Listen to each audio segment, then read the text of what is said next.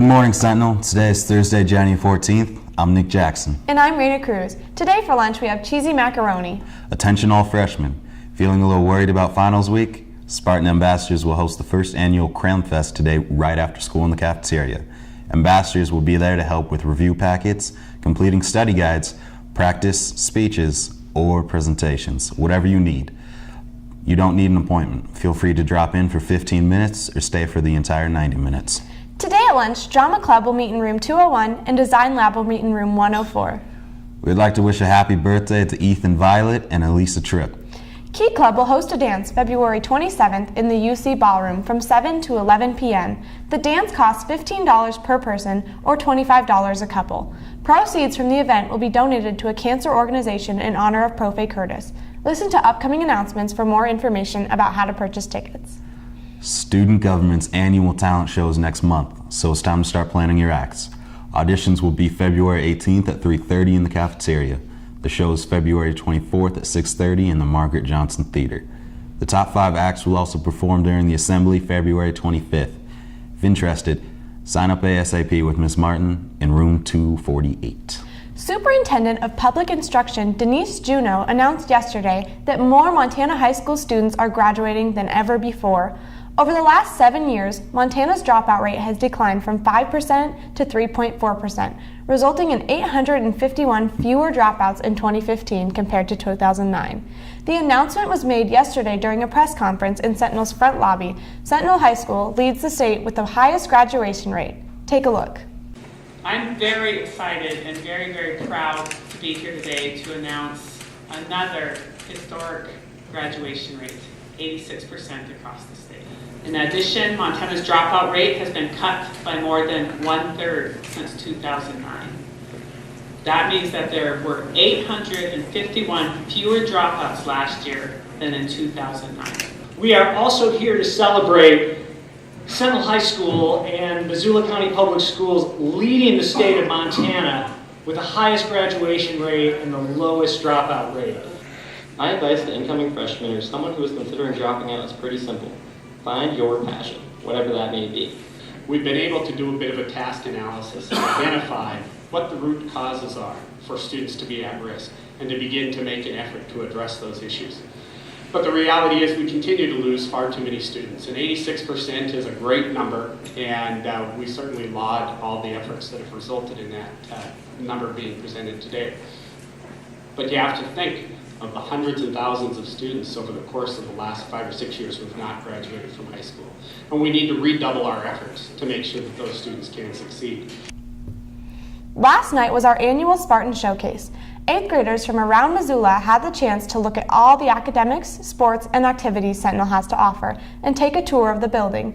The night kicked off with a welcome from Principal Ted Fuller and the student body officers. Next, the parents headed to the MJT while the students stayed in the gym for an activities presentation. Parents and students were able to tour parts of the school, including the 500 building, the automotive shop, and the weight room. It's the New Year's, everyone. Reporters John Marcello and Liz Williams hit the halls and the mall to find out your predictions for 2016 trends. Take a look. John Marcello here with Liz Williams. And today we're going to go around Missoula asking people in your favorite stores about pop culture, makeup, and favorite artists that's going to be happening in 2016. Let's go. Who do you think is going to be the biggest artist in 2016? I'd say J. Cole. Why? Because he's really popular lately. Probably Justin Bieber or Adele. Why? Because they're up there right now. JB. He's the new Usher. Okay, what do you think is going to be the biggest fashion trend? Flannels and khakis. Drake. Why? Because he's savage. What's the biggest fashion trend going to be in 2016? Joggers. Probably my girl Shelby Swain. You know, she's a big inspiration and she really just reps her stuff, so yeah. Alright, and fashion trends. What do you think is going to be the biggest fashion trend for 2016? Probably, you know, these fancy little joggers I got. They're pretty sick, yeah. Joggers? Yeah. Joggers. Represent. Mm-hmm. Alright, thank you. I sure hope it's not Justin Bieber. Maybe it'll be me. I'll restart my rap career from last year.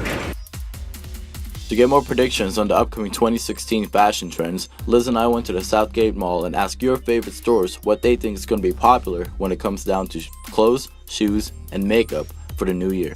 I'm here at American Eagle with Shauna Garner. So Shauna, what is going to be the trends of 2016 in fashion? Well, for women, I'd predominantly say jeggings, really skinny jeans. We're also seeing a lot of tribal pattern shirts and sweaters. As far as guys, we're getting into a little bit more stretchy jeans just so that you can work out and have more of a free range of motion when you're, going about your day. Also flannels. Flannels, plaids, and like button-up shirts have also been, I think, will be very popular next year. We're here with Skin Chic in the Mall, and I'm with Crystal Glukert. Okay, Crystal, what's the biggest trend do you think that's going to happen in makeup in the 2016 year? So bright lip colors are really trendy always in springtime, but more so this year. They're appearing on runways more and more this upcoming season. So we have a few different colors that you'll be seeing a lot of in the upcoming spring. Really bright, vibrant pinks are super popular. We also have corals are coming up a lot more popular, and even bright orange. This one in particular you'll see on a lot of runways. Adding a little bit of a bright gloss too, if you don't want to go full bore with color. A brightly colored sheer gloss is also really popular. The other thing you'll see on the side of contouring has been in for a long time, but right now it's actually highlighting that's more popular. So a bright white or a really shimmery pink on the tops of cheekbones, on the forehead, and just a little bit on the nose has been very popular as well. Today's going to tell us about the 2016 shoe game, any predictions, and what's going to be hot.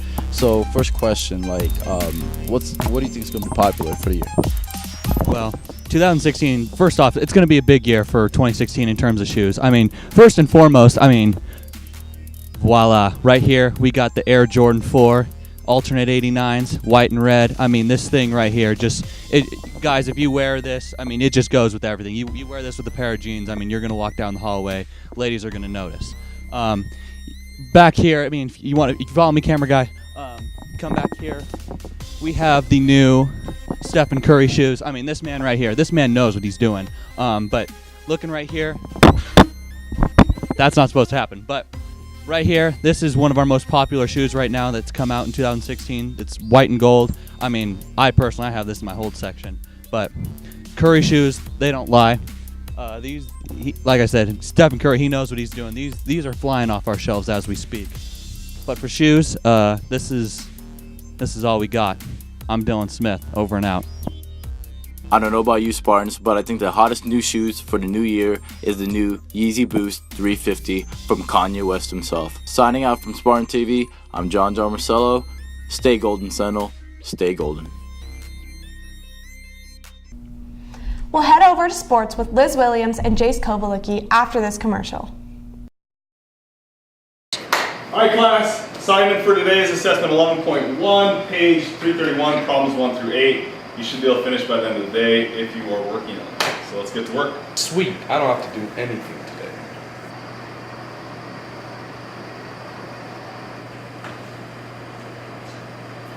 This doesn't look like 11.1.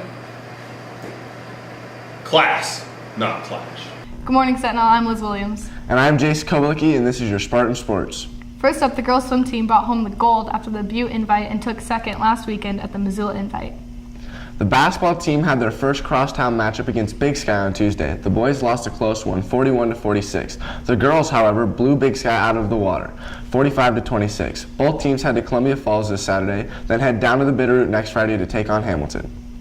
In wrestling news, the Spartans finished 8th at the Tri-State before break, placing 5 individuals. In their weight class, Brian Newberry and Dylan Dufflo took 3rd, Chandler Polson and Chance Stack took 5th, and Jace Kovalicki took 8th. The team also beat Glacier and Helena High in duels, and 8 individuals placed at last weekend's Bozeman Invite. Kovalicki took 2nd, Polson and Newberry took 3rd, Dufflo 4th, Jake Rebish 5th, and Jake Hagel and Chance Stack 7th, and Bo King took 8th. One of the biggest wrestling competitions of the season kicks off tomorrow with the Jug Beck Rocky Mountain Classic. Reporter Thomas Reichenberg went behind the scenes to give you an inside look at this event.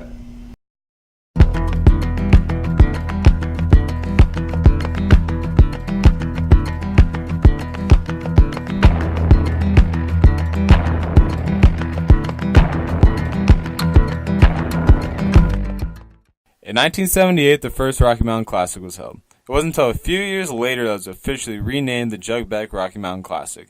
We talked to our own Sentinel staff member, who is also a member of the Beck family, about Jug Beck and its impact on the wrestling community. Jug Beck was a teacher here at Sentinel High School and a coach. He actually started when it was just Missoula County High School in 1955. Was in the old, what they called the Higgins building, which is Hellgate now.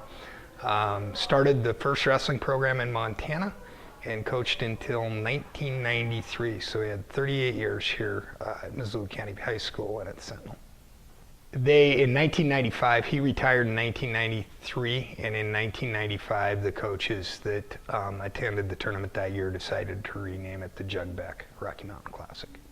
Mr. Beck filled us in on the finer details of the history behind the Rocky, including the 32 total teams competing in this year's event. I'm not really sure the year it came to Sentinel High School, but we've put our own stamp on it, and it's turned into a tournament that teams from Montana, Idaho, Washington, Wyoming look forward to coming every year. And the reason that is a number of people in our building that really have nothing to do with wrestling, what they sacrifice and what they do to put this tournament on. We put the PE people out of their teaching area for 2 days, and they're great about accepting that.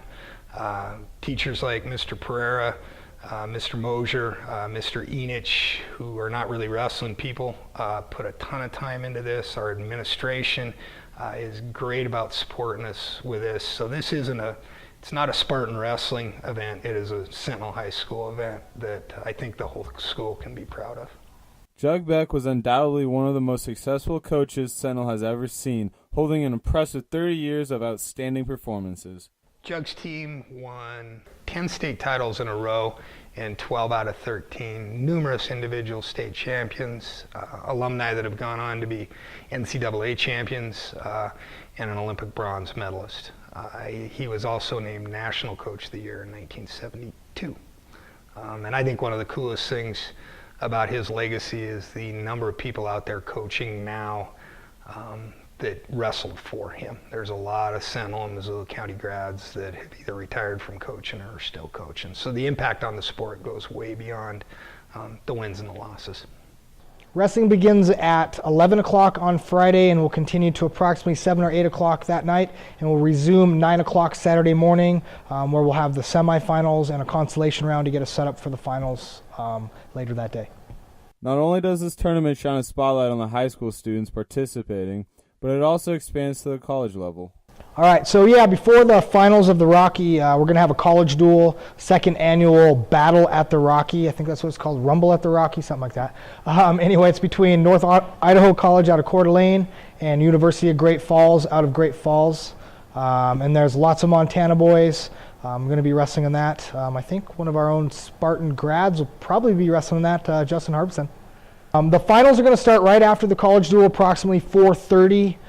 Those are also going to be broadcasted live on MCAT on the actual cable channel, as well as live online. We'll be having our couple Spartan, an old Spartan, Michael Cloud, be commentating, as well as good old Mr. Stein will be commentating again on this one as well. For the Spartans, this tournament is one of the toughest tournaments that they will be attending. We were third place in 2013. This is routinely the toughest tournament we go to. This and Tri-State are about on the same level, so it's a tough one to place high in. Signing off for Spartan TV, I'm Thomas Reichenberg. That's all we have for you today, Sentinel. I'm Liz Williams. And I'm Jace Kolicki. Back to you, Nick and Raina. That's all we have for you today, Sentinel. Good luck next week with finals, and we'll see you back here in 2 weeks.